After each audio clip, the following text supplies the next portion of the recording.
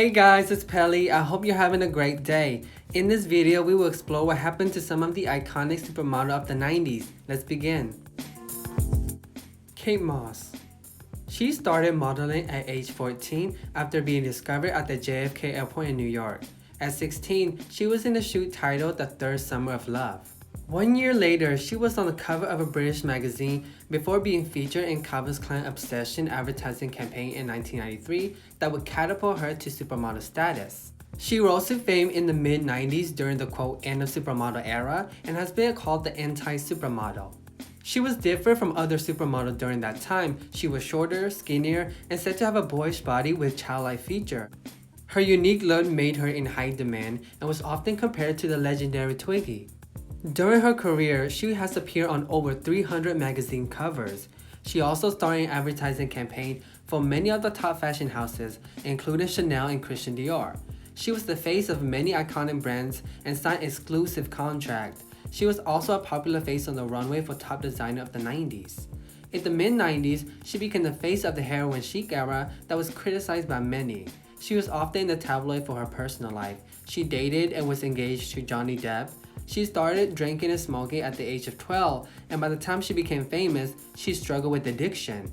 She was often judged for partying and ridiculed for the way she looked, often criticized for promoting anorexia, which she denied.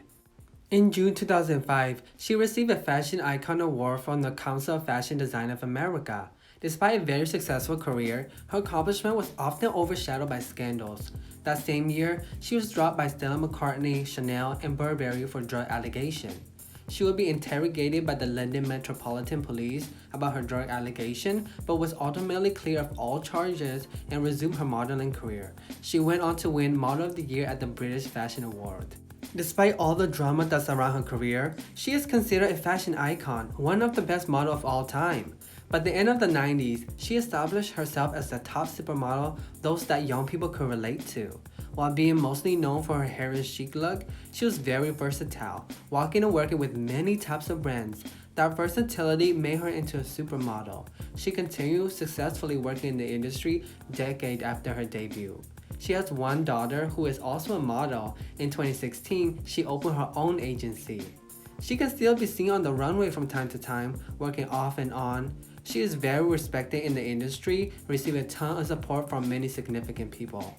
Kate Moss is one of the most recognizable models in the world without any social media. These days, she is focused on motherhood and is a very private person.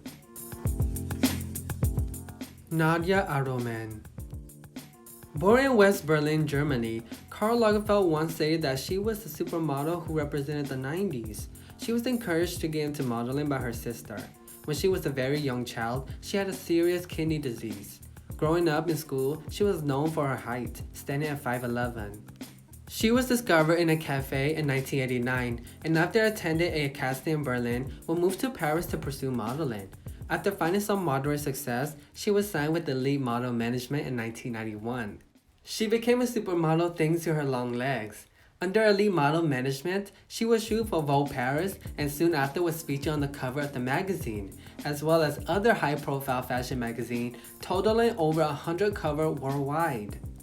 In September 1994, she was on the cover of Harper's Bazaar and US Vogue at the same time, which is very iconic. Her unique and changing style made her stand out from other models. She was also very outspoken and bold. She had confidence in everything she did. She became famous for her legendary platinum blonde hair, being nicknamed the Blonde Angel. During the 90s supermodel era, she was a familiar face on the runway for top fashion houses like Prada, Fendi, and Dolce & Gabbana. She credited Karl Lagerfeld for her success, being a frequent face for his show. She is best remembered for bringing Terry Mugler pieces to life. She got to work with the best fashion houses and the best photographers. Many consider her as their muse. She appeared alongside other supermodels in the George Michael music video and in several advertising campaigns, one of which was the iconic Versace miniskirt campaign shoot. In the 2000s, she was the face of Wonder Bra and would launch her own perfume. She also starred in 2 German films. She once held a Guinness record for being the model with the longest leg in the world. For her personal life, she has 4 children and was married to a German actor from 1995 to 2005. In 2011, she was convicted of tax evasion by a German court and was fined 90,000 euros. Today, she is a vegetarian and both her oldest children will pursue a modeling career. She has continued to work in the industry over the years. In 2019, she was a part of the Moschino Balenciaga show. It shot editorial for Vogue. She has an Instagram but doesn't seem to be active on any social media like that. It doesn't seem like she's gonna ever stop modeling. She still has the look, passion, just like the 90s, she always brings excitement to the runway.